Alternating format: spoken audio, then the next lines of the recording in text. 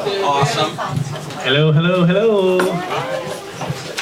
Welcome to the second evening of Bards and Brew. My name is Doug Sellers. I'm the co-owner of Primrose and Tumbleweeds, and we're your hosts tonight. The event sponsor is Tina Jacobson, sitting right here. Jacobson's Books and More. They're across the street. A wonderful bookshop, so check them out. All these books, of course, are available there. Let's see. We want to thank all of tonight's authors. Maybe if you could raise your hand or something, and we'd like to thank you for being here. We're going to hear from each one of these authors in just a few minutes. So it keeps it real and keeps it exciting. Last month was fantastic. Was a wonderful turnout. We certainly have appreciated the opportunity to be your host. So let me tell you about our first reader, Ken Bilderback. This gentleman standing back here. Wrote Creek with No Name, won first prize for regional literature at the 2012 Southern California Book Festival, and first runner-up for the History Prize at the 2012 New York Book Festival, along with honorable mentions in San Francisco and Hollywood. Wheels on the Bus has won an honorable mention in the New York and Southern California. Bilderback is a retired newspaper reporter and editor and current NFPA certified volunteer public information officer for the Gaston Rural Fire District. Welcome.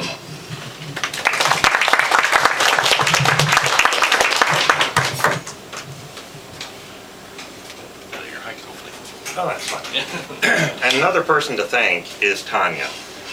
For those who don't know her, she's an author, but she, I think, spends more time promoting other people's books than she does her own. So she deserves a round of applause even before she speaks today. The book I'm here to talk about tonight is Creek with No Name, which is a book about local history. And that sounds pretty fascinating, I know. But it didn't sound very fascinating to me when I first started to write it, because I started to write it to promote my first book, which was called Wheels on the Bus, Sex, Drugs, and Rock and Roll, which sounds more interesting, doesn't it? Didn't work out that way.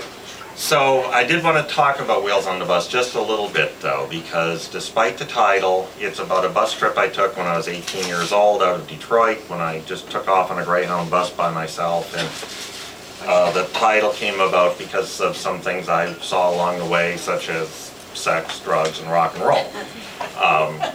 But it's really not about sex, drugs, and rock and roll. It's about bullying and overcoming that sort of thing. So if you're not into sex, drugs, and rock and roll, if you've ever felt bullied, or if you've ever felt like you really just needed to make a clean break, you might want to read the book. In the meantime, though, the book I'm here to talk about is Creek with No Name. And it's about the settling of the West, of Oregon and the West in general. But it's all told through the people and events in Gaston, Oregon. How many even know where Gaston is? Okay, well that's a start. How many of you know the name of our creek? Oh, yeah, that trick question, sorry. So the book has water running through it all the way, which is why it has the title Creek with No Name. And without giving away too much of it, I'll just tell you that the Creek with No Name is a little creek that runs through our property in Gaston. And it's so small in the summer, besides not having a name, you couldn't even see it because it was so overgrown by blackberry brambles and that sort of thing. So when we bought the house, I honestly didn't know that we had a creek running through our property. And I certainly didn't know that it would become a career for me, but it has. And I called, when I first found out there was a creek, I called the county watermaster here in Hillsboro and said, what's the deal with this creek? What's its name? He said it doesn't have a name. Okay. I said, well, where does it go? And he says, well, it flows into Wapata Lake. And I said, well, where's Wapata Lake? And he says, oh, it doesn't exist anymore. So, this starts my journalist mind thinking, I'm living on a creek with no name that flows into a lake that doesn't exist. What is this all about? Well, it turns out that among many other things, Gaston has this rich history that involves water. How many of you know about Wapato Lake? Have you heard about it?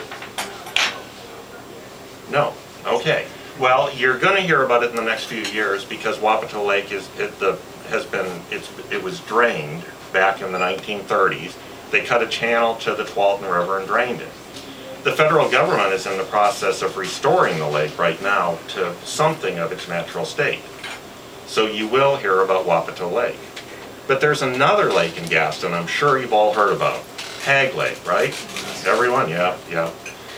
Hag Lake, for those of you who don't know, is a man-made lake, and it was built to create water, obviously, for farmers and that sort of thing, but also as a recreational area, because there's no body of water out here that's suitable for boating and water skiing and that sort of thing.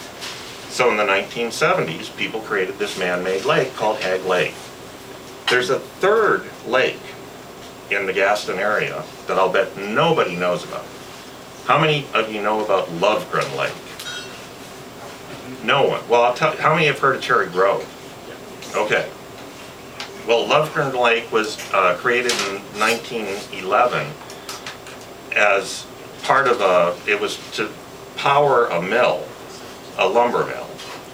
Just a side light, it also created electricity. Now, in 1911, a little town like Cherry Grove with electricity was hot stuff.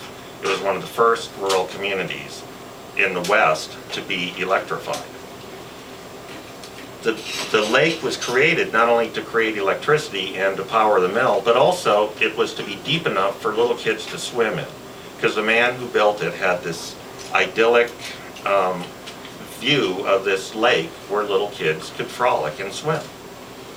Well, I knew all this, and none of that's very interesting until we came across an old anthropology textbook from the University of Washington.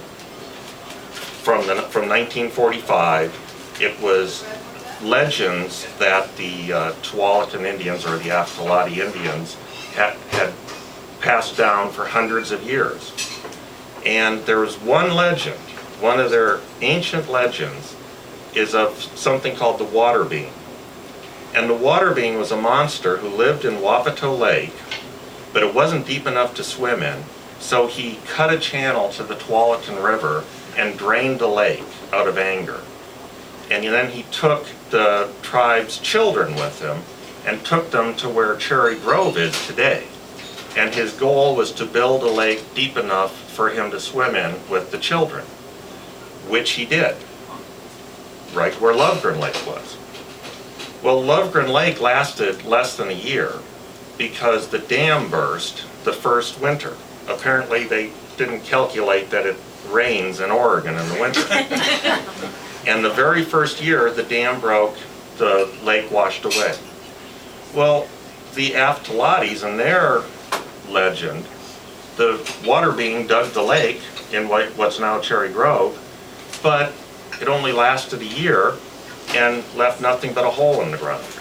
And so what did this water being do hundreds or thousands of years ago in the legend?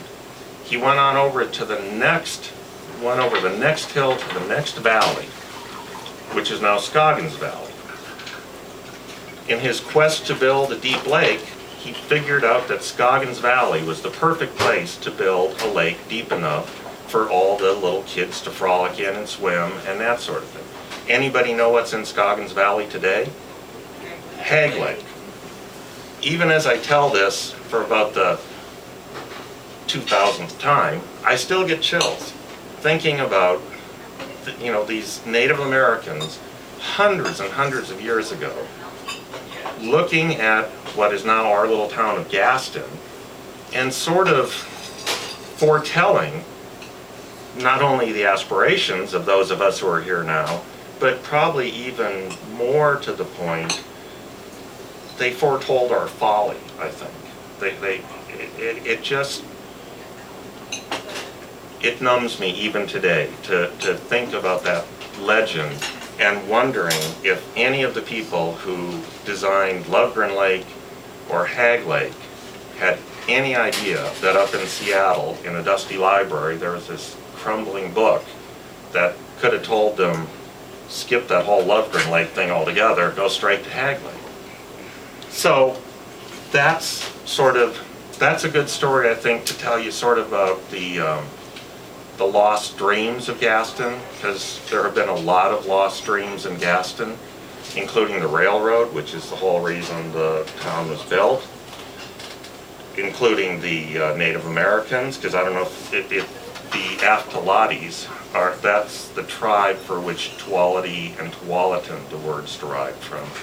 Gaston was the center of their civilization because of Wapato Lake. They're gone, obviously. Their dream was smashed.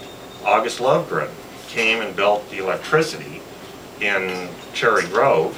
He built the dam, built the electricity, built the mill. It all lasted a year. His dream was smashed, and this is the follow-up to the electrical story. So Cherry Grove was a booming community in 1911, one of the first in the West with electricity. They lost their electricity when the dam broke, because again, remember, it rained and all that stuff. They lost their electricity in 1914, and they didn't get it back until 1940. So they went from being one of the first towns in the rural West with electricity to one of the last. It's a sort of a theme that you'll follow through in Gaston, is dreamers who came, created utopian communities, and failed. And usually failed spectacularly. It's all in the book. But I also don't want you to think that the book is just railroads and Tillamook burns and all that sort of thing. Because there are lots of little stories of people who did incredible things. How many people know Staff Jennings? Does that name mean anything to anybody? No. Well, I've got this crowd just hanging with everything. That's good. You'll want to read my book to learn about Staff. Staff Jennings was a boat builder, a very prominent boat builder in Portland. And he's probably best known because at the base of the Selwood Bridge, his name was in about 30-foot red letters for many years. But nobody knows about Staff Jennings. In our book, we have a chapter about Staff Jennings, and it's called Killer Cows and Cannibals, A Boy's Life in Gaston. And it's a true story of little Stafford Jennings, little tiny guy. How much time do I have? I will wrap it up real quick. Staff Jennings was born in 1900. He was born to Harold and Mary Jennings, who came from England with a friend of theirs, Robert Wood. Harold and Mary and Robert were inseparable. They came clear across the ocean together, clear across the country together, established a farm in California, then came up to Gaston and established a farm, the three of them. While they were in Gaston, they hired a hired man who fell madly in love with Mary Jennings. And he was extremely jealous of Mary Jennings, so jealous that he wanted to kill her lover. So he set out to kill Robert Wood, not Harold Jennings. He didn't succeed, but little Staff Jennings at 5 years old watched just a bitter shootout between the sheriff's posse and this crazed man who was in love with his mother and angry at his mother's lover, who is living in the little farmhouse in Gaston. 3 years later, little Staff Jennings is now a little bit bigger. He's 8 years old. And what happens? But Robert Wood ends up dead. Robert Wood, the rival for his mother's affection, is dead with a piece of wood that went through his heart, right straight through his heart. And Harold Jennings was a suspect, not surprisingly. But he said, I didn't do it. The cow did. He was sure that a cow had forced this walking stick into Robert Wood's heart and killed him. And if you want to know what happened, he got off. He was never charged.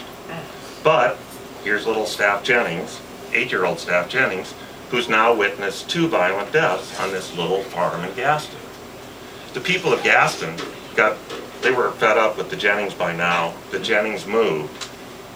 And at 18, Staff and his dad joined the Merchant Marine during World War I. And they went off in a little boat for the Merchant Marines. And how many of you have heard of Lowell Thomas, an old newsman? I like you. Lowell Thomas wrote a book about this boat trip that Staff and Harold Jennings took. And just to, I won't give away the whole ending, but the name of the book was The Wreck of the Dumaro, Cannibalism on the Open Sea. Suffice it to say, Staff came back, we know that. Harold did not. Harold died on that lifeboat after 24 days. This is all little Staff Jennings, who's, now 18, so he's a little bigger. All by the time he's 18. He never talked about that. We tracked it down. It was fun. Ancestry.com, great source. So, is that my time?